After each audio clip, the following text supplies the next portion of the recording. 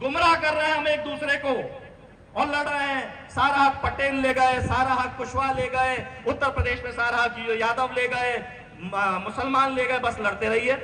हक अधिकार मिलेगा कैसे, उस पर कोई चिंतन मनन नहीं कर रहे हैं। बढ़िया लच्छेदार भाषण सुनेंगे, एक दूसरे को सुनाएंगे, आलोचना करेंगे, आगे बढ़ जाएंगे। आने वाला चुनाव उत्तर प्रदेश का है। हो सकता है राजनीतिक तौर पे आप उस पार्टी को पसंद करते हो, नहीं करते हो, व्यक्ति को पसंद करते हो, नहीं करते हो, लेकिन आपको तय करना पड़ेगा कि अगर आपका आदमी पिछड़ा वर्ग का है और नेतृत्व दे सकता है तो हमें उसे जिताना है, अपनी पसंद और नापसंद को दूर रखते हुए। नहीं तो हाल पश्चिम बंगाल जैसा होगा, 17 से 7% पे ओबीसी आ जाएगा। 27 की बातें होंगी, लेकिन 14% ओबीसी आरक्षण के लिए आप तरसते रहेंगे, भीख मांगते रहेंगे। मैं भी किसी दल से जुड़ा हूं, अगर मेरा दल गलती करता है कीजिए आप आलोचना, मुझे सुननी पड़ेगी और सुधार के लिए आगे बढ़ना पड़ेगा। टूटे फरेब कि प्रधानमंत्री बना दिया, मुख्यमंत्री बना दिया, राष्ट्रीय पिछड़ा वर्ग आयोग का संवैधानिक दर्जा दे दिया, 10वीं और 12वीं के लोगों को आप अध्यक्ष बना रहे हो, जो किसको कानून का ज्ञान नहीं है, आप उसे कह रहे हो हमने पिछड़ा वर्ग का अध्यक्ष बना दिया। चाहे वो यादव बने, पटेल बने, कुशवाहा बने, कोई भी बने, लेकिन क्या उसको ज्ञान है? तो शोषण कौन कर रहा है? वही हमारी बिरादरी का आदमी। और हम गाली दे रहे हैं दूसरे को। हमारे वक्ता और हमारे ज्ञानी लोग धर्म की बात करने लगते हैं। अरे वो तो दूसरा मसला है, कमरे में बंद करके समझ लेंगे, लेकिन खुले तौर पे जो हमारी लड़ाई है, जो चुनौती है, उसकी बात कौन करेगा? मोहन यादव जाके भैंस चराएगा, किसने बोला? उनकी पार्टी के लोग बोल रहे हैं। और उनकी पार्टी में जो हमारे भारतीय जनता पार्टी में हमारे समाज के लोग हैं, हिम्मत कर पाते हैं विरोध करने की कि मेरे पिछड़ा वर्ग के आदमी को आप कैसे बोल रहे हो? यही भारतीय जनता पार्टी है। उसमें एट्रोसिटी एक्ट आया, SC ST आया, उनके दल के SC ST के हमारे भाइयों ने विरोध किया और भारतीय जनता पार्टी को पीछे आना पड़ा। लेकिन क्या हमारे पिछड़ा वर्ग के लोग आगे आ पाते हैं? गुमराह कर रहे हैं हम एक दूसरे को और लड़ रहे हैं। सारा हक पटेल ले गए, सारा हक कुशवाहा ले गए, उत्तर प्रदेश में सारा हक यादव ले गए, मुसलमान ले गए, बस लड़ते रहिए। हक अधिकार मिलेगा कैसे, उस पर कोई चिंतन मनन नहीं कर रहे हैं। बढ़िया लच्छेदार भाषण सुनेंगे, एक दूसरे को सुनाएंगे, आलोचना करेंगे, आगे बढ़ जाएंगे। आने वाला चुनाव उत्तर प्रदेश का है। हो सकता है राजनीतिक तौर पे आप उस पार्टी को पसंद करते हो, नहीं करते हो, व्यक्ति को पसंद करते हो, नहीं करते हो, लेकिन आपको तय करना पड़ेगा कि अगर आपका आदमी पिछड़ा वर्ग का है और नेतृत्व दे सकता है तो हमें उसे जिताना है, अपनी पसंद और नापसंद को दूर रखते हुए। नहीं तो हाल पश्चिम बंगाल जैसा होगा, 17 से 7% पे ओबीसी आ जाएगा। 27 की बातें होंगी, लेकिन 14% ओबीसी आरक्षण के लिए आप तरसते रहेंगे, भीख मांगते रहेंगे। 13% चयनित विद्यार्थी पिछले 6 साल से आंदोलन कर रहे हैं, संख्या लगभग 1.25 लाख हो चुकी है। वो मेरे घर का बच्चा भी हो सकता है, मेरे घर की बहन भी हो सकती है, आपके घर का बच्चा भी हो सकता है, आपके घर की बहन भी हो सकती है, लेकिन वो पीड़ा वो झेल रहे हैं। कईयों की शादी टूट गई, कईयों की शादी होने को रह गई है, क्योंकि हर लड़की वाला चाहता है मुझे होनहार बेटा मिले, हर बेटा चाहता है मुझे होनहार बहू मिले। उस परिणाम में कितने लोगों से पीड़ा में गुजर रहे हैं। कई चयनित विद्यार्थियों से हम मिलते हैं तो वो तो इस पीड़ा से भी गुजर रहे हैं कि हमारे घर के लोग ये सोचते हैं ये फेल हो गया है, ये झूठ बोल रहा है। कितनी मानसिक पीड़ा होती होगी उन चयनित विद्यार्थियों को, लेकिन उनकी हक अधिकार की बात हम नहीं कर पाएंगे, क्योंकि हम तो पार्टी में लड़े, धर्म में लड़ रहे हैं। और पिछड़ा वर्ग मध्य प्रदेश की हम बात करें, लगभग 37 जातियां हैं जो मुस्लिम आती हैं। हम इतना बड़ा कार्यक्रम कर रहे हैं, एक भी मुसलमान जाति के लोगों को लेकर नहीं चल पाए। हम भी उसी झगड़े में आ गए, हिंदू मुसलमान वाले में। अभी धर्म की बातें हो रही थी, तो जब तक आप झगड़े में पड़े रहोगे, अपने आपस के झगड़े सुलझा लो, दुश्मन कौन है वो तो अपने आप तय हो जाएगा। राजनीतिक प्रतिद्वंदिता अपनी जगह है, लेकिन हमको अपना प्रतिनिधि तैयार करना पड़ेगा। तय कर लीजिए कि जहां हमारे पटेल भाई बहुतायत में रहते हैं, वहां हम किसी दूसरी बिरादरी को जिता के उदाहरण पेश करेंगे और उसको आगे लेकर के चलेंगे।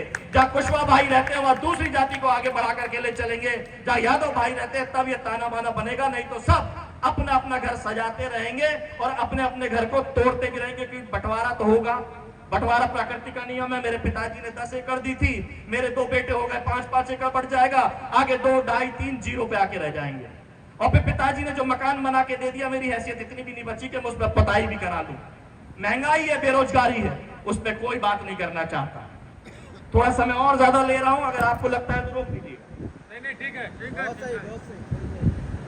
यहाँ माताएं आई हैं, बहुत सारे वक्ता मंच पे बोल देते हैं महिलाओं को लाया करो, महिलाओं को लाया करो। घर में जाके कितना बताएंगे पुरुष यहां से जाकर के? घर में जाके बात करते हैं जैसे रामायण सिंह पटेल जी ने, प्रोफेसर साहब ने कहा, आप अपने बच्चों को बताना ही नहीं चाहते कि ओबीसी क्या है। वो अपनी क्लास में शोषित होता है, वंचित होता है, उसको उसके सहपाठी पीड़ित करते हैं इस बात को लेकर, तू तो पिछड़ा है। मैं यादव बिरादरी से आता हूं, भारतीय लिखता हूं। मुझे सबसे पहले छठी क्लास में मेरे सहपाठी ने बताया था तेरा काम दूध का है। मेरे पिताजी ने नहीं बताया था कि मेरा काम दूध का है। कौन लोग हैं ये? उनको, मेरे छठे क्लास के सहपाठी को बताने वाले कौन लोग थे? मुझे मेरे पूर्वजों का धंधा नहीं मालूम, लेकिन उसको पता है मेरे पूर्वज क्या धंधा करते थे। तो हम अपने घर में बात नहीं करते, वो हमारा जिससे हमारी लड़ाई है, संघर्ष है, वो हर बात घर पे करते हैं। और जब तक हम ये बातें नहीं करेंगे तब तक ऐसे ही पिछड़े रहेंगे। अगर हमें अग्रणी भूमिका में आना है, मुख्य धारा में आना है, हमें आपस में संवाद करना पड़ेगा। एक अंतिम बात करते हुए मैं बात आप लोगों से पूछना चाहता हूं, ईमानदारी से हाथ उठाइएगा। आप मेरे बड़े हैं, बुजुर्ग हैं, साथी हैं, भाई हैं, कितनों के पास ओबीसी का सर्टिफिकेट है? हाथ उठा के बता दीजिएगा मंच पर। अब अपने आगे पीछे देख लीजिए। आप कहते हो हम पिछड़े वर्ग के, आपका सर्टिफिकेट तो है नहीं आपके पास। क्रीमी लेयर के प्रावधान की बात कर दी है, झूठ है। जो खेतियार किसान हैं, जो फर्स्ट क्लास सर्विस में नहीं है, उनको वो क्रीमी लेयर के प्रावधान में आता है। कि मैं तो पूरे क्रीमी लेयर को गलत मानता हूं, लेकिन जो अधिकारी है ओबीसी सर्टिफिकेट के एसडीएम नहीं बनाता। बोल देता है कि अगर आप शासकीय कर्मचारी हैं, चाहे चपरासी क्यों ना, 8 लाख की सीमा में आते हैं, आपका क्रीमी लेयर में ओबीसी का सर्टिफिकेट नहीं बनेगा। तो ये सब लड़ाई लड़ने की जरूरत है कि सबसे पहले हमारे पिछड़े भाई को पिछड़ा तो बना लें, उसके हक अधिकार से वंचित हो रहा है, वो सर्टिफिकेट की अहमियत को तो समझ लें, जो शोषण हो रहा है मध्य प्रदेश के अंदर। और तीसरी और अंतिम बात, आदरणीय विश्वविद्यालय से बैठे हैं हमारे मुख्य अतिथि, अध्यक्षता कर रहे हैं। मध्य प्रदेश के अंदर एक गंभीर विषय आया है इस समय। जो सरकार है वो हमारे पिछड़ा वर्ग के बच्चों को स्कॉलरशिप देने का काम नहीं, वापस लेने का काम कर रही है। जो शिक्षित हैं, जो यूनिवर्सिटी में काम करते हैं, वो सब जानते हैं। यहां तक कि पिछड़ा वर्ग की स्कॉलरशिप देने के लिए वेबसाइट तक नहीं है, ना एमपी ऑनलाइन के माध्यम से काम कराया जाता है। ट्राइबल की वेबसाइट बनी है, ट्राइबल से ओबीसी का काम लिया जा रहा है।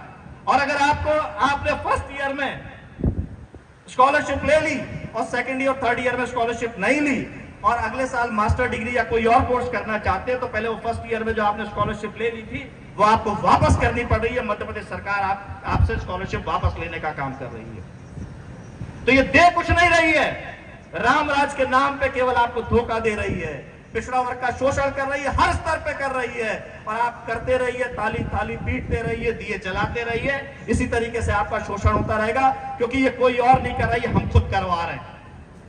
तो अगली बार मैं उम्मीद करूंगा कि जब हम सब लोग इकट्ठा हों, आपस में संवाद करें और बेहतर चीजें समाज को कैसे आगे बढ़ाएं, ये संस्थान तभी आगे बढ़ पाएगा जब समस्याओं का हल और उसका रास्ता हम लोगों के पास होगा। नेशनल दस्तक की आपसे गुजारिश है कि अगर इसको बचाना चाहते हैं तो नेशनल दस्तक को सब्सक्राइब करने के लिए रेड कलर के सब्सक्राइब बटन को दबाएं, फिर बेल आइकन की घंटी दबाएं।